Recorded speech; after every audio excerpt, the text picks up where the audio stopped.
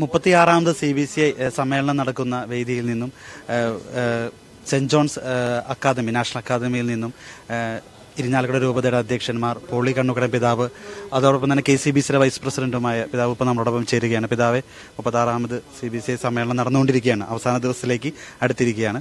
Zero Malabar സഭയിൽ നിന്ന് തൃശ്ശൂർ അതിരൂപത ആർച്ച് ബിഷപ്പായ ആൻഡ്രൂസ് താഴത്ത് പിതാവ് CBCയുടെ അധ്യക്ഷനായിട്ട് വീണ്ടും തെരഞ്ഞെടുത്തിരിക്കുകയാണ്. ഈ സമയത്തെക്കുറിച്ച് ഭാരതത്തിലെ മെത്രാന്മാരുടെ ഈ സമ്മേളനം 2 വർഷത്തിലൊരിക്കലാണ് നടത്തപ്പെടുക. ഇപ്പോൾ കുറച്ച് വർഷങ്ങളായിട്ട് സെന്റ് ജോൺസ് മെഡിക്കൽ കോളേജിലാണ് ഇത് നടത്തുന്നത്. കാരണം മെഡിക്കൽ കോളേജിനെ സംബന്ധിച്ചിടത്തോളം CBCIയുടെ കീഴിലുള്ള സ്ഥാപനവും കൂടിയാണ്. ഇപ്പോൾ വളരെ ഇമ്പോർട്ടൻ്റ് ആയിട്ടുള്ള പ്രധാനപ്പെട്ട ഒരു വിഷയത്തെക്കുറിച്ചാണ് പ്രധാനപ്പെട്ട ചർച്ച നടക്കുന്നത്.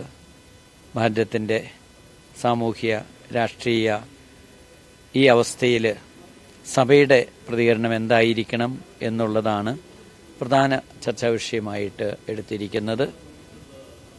ആ വിഷയത്തിൻ്റെ സ്റ്റേറ്റ്മെൻറ്റ് നാളെ ഔദ്യോഗികമായിട്ട് പുറത്തിറക്കും. ഈ ചർച്ചകളിലൊക്കെ 174ഓളം ബിഷപ്സ് സന്നിഹിതമായിട്ടുണ്ട്. അവരുടെ എല്ലാം വളരെ കാതലായിട്ടുള്ള ചർച്ചകളും അതിൽ നിന്നുള്ള നിർദ്ദേശങ്ങളും നടന്നുകൊണ്ടിരിക്കുന്നു. ഇനി മറ്റൊരു വശം കൂടിയുള്ളത് ആർട്ടിഫിഷ്യൽ ഇൻ്റലിജൻസിനെ കുറിച്ചുള്ള ആനുകാലികമായിട്ടുള്ള ചർച്ചകളും അതിനെക്കുറിച്ചുള്ള പഠനങ്ങളും ഈ അസംബ്ലിയിലുണ്ടായിരുന്നു എന്നുള്ളത് പ്രധാനപ്പെട്ടൊരു കാര്യമാണ്. നാളത്തോടുകൂടെ ബുധനാഴ്ച ഉച്ചയോടുകൂടിയാണ് ഈ അസംബ്ലി തീരുക. അസംബ്ലിയുടെ CBCIയുടെ പ്രസിഡന്റായിട്ട് അഭിവന്യ ആർച്ച് ബിഷപ്പ് ആൻഡ്രൂസ് താഴത്ത് പിതാവിനെ തെരഞ്ഞെടുത്തു കഴിഞ്ഞു.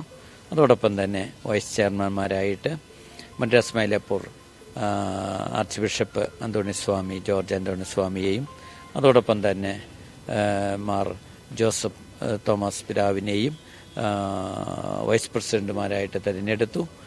ഡൽഹിയിൽ ആർച്ച് ബിഷപ്പായിട്ടുള്ള അനിൽ കുട്ടപ്പ് ആർച്ച് പിതാവാണ് സെക്രട്ടറി ജനറലായിട്ട് തിരഞ്ഞെടുക്കപ്പെട്ടിരിക്കുന്നത്.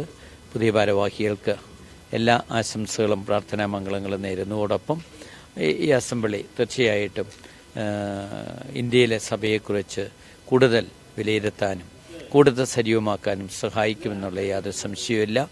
അതിന് സാധിക്കട്ടെ എന്ന് ആശംസിക്കുന്നു. ദൈവാനുഗ്രഹിക്കട്ടെ. പിതാവേ, അതോടൊപ്പം തന്നെ ഭാരതത്തിൽ ക്രൈസ്തവ പീഡനങ്ങൾ കൂടിക്കൊണ്ടിരിക്കുകയാണ്. അതിന് ഒരു പ്രധാന കാരണം നമ്മളൊരു മൈനോറിറ്റി ആയിട്ട് മാറിക്കൊണ്ടിരിക്കുന്നു ക്രൈസ്തവ സമൂഹം ഭാരതത്തിൽ, കേരളത്തിലും അതേപോലെ തന്നെ. അപ്പോൾ കേരളത്തിൽ താരതമ്യേന ക്രൈസ്തവ പീഡനം കുറവാണെങ്കിലും കേരളത്തിന് പുറത്ത് അത് കൂടുതലാണ്. അപ്പോൾ ഭാരത മെത്രാൻ സമിതി ഈ ഒരു വിഷയത്തിൽ നിലപാട് എന്താണ് എടുത്തിരിക്കുന്നത്? തീർച്ചയായിട്ടും ചർച്ചകളും അതോടൊപ്പം തന്നെ നിഗമനങ്ങളും അതിൽ നിന്ന് ഉണ്ടായിട്ടുണ്ട്. ഏറ്റവും പ്രധാനപ്പെട്ട ഒരു കാര്യം ക്രൈസ്തവ സാക്ഷ്യം കൂടുതൽ ശക്തിപ്പെടുത്തണം. അങ്ങനെ ക്രൈസ്തവ സാക്ഷ്യത്തിലൂടെ മതപീഡനങ്ങളായാലും മർദ്ദനങ്ങളായാലും അതിനെ അതിജീവിക്കുവാനായിട്ട് പരിശ്രമിക്കേണ്ടത് ആവശ്യമാണ്. ഇതിലൊരു പ്രധാനപ്പെട്ട കാര്യമാണ് ഉള്ളിൽ നിന്ന് തന്നെ നല്ല കൂട്ടായ്മ ഉണ്ടാകണം. പുറത്തുനിന്ന് എന്തൊക്കെ പീഡനങ്ങളുണ്ടായാലും ഉള്ളിൽ നിന്നുള്ള കൂട്ടായ്മയാണ് കൂടുതൽ പ്രാധാന്യം ഉള്ളത്. ഒന്നിച്ചു നിന്നാൽ നമ്മുടെ ശക്തിയാണ്. തമ്പുരാന്റെ ശക്തി പ്രകടമാക്കാൻ കഴിയുമെന്നുള്ള കാര്യത്തിൽ ഒരു സംശയവുമില്ല.